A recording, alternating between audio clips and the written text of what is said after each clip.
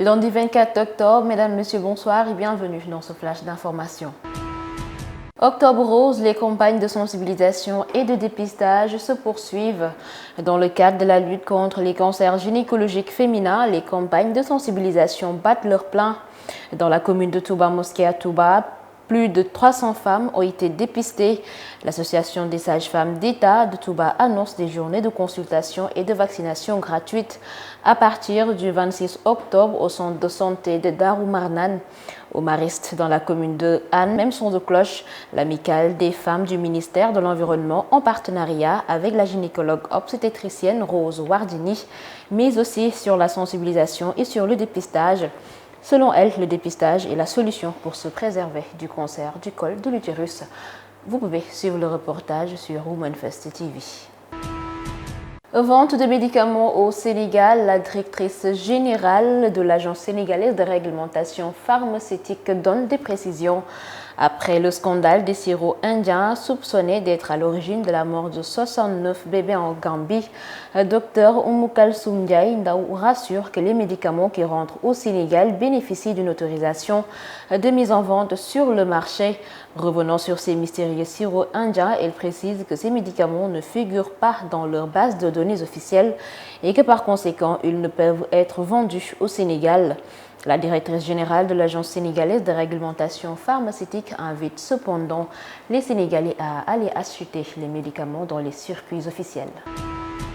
Dans l'actualité internationale au Niger, au moins 11 civils tués dans des attaques de djihadistes présumés.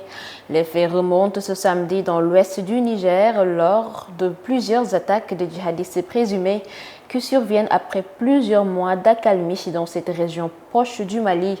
Au moins 11 civils ont péri dans ces attaques où apparemment ces djihadistes présumés perpétuent leurs assauts sanglants contre des civils dans leurs villages et dans leurs champs.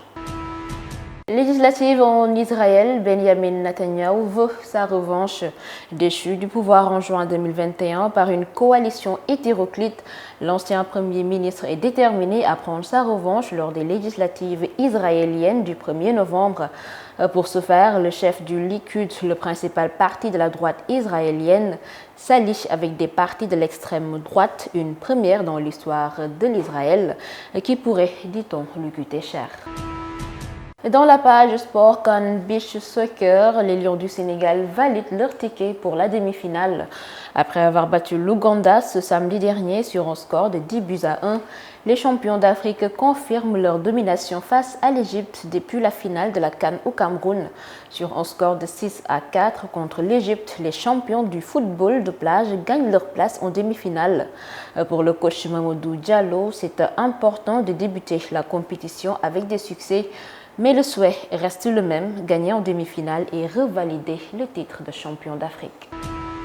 Toujours en sport, basketball, finale Coupe du Sénégal, Duc bat Jeanne d'Arc et file avec le trophée. Dakar University Club a remporté la Coupe du Sénégal édition 2022 ce dimanche au Stadium Marius Ndiaye en battant Jeanne d'Arc sous la présence du ministre des Sports, M. Yankoba Diatara, qui a procédé à la remise du trophée. Les hommes de parfait Adjivon ont battu Jeanne d'Arc sur un score de 69-67 et remportent ainsi le Graal. C'est l'actualité sportive qui met fin à ce flash que j'ai eu le plaisir à vous présenter. Le programme se poursuit sur womanfesttv.com, disponible sur application mobile. Bonne soirée en compagnie de nos programmes.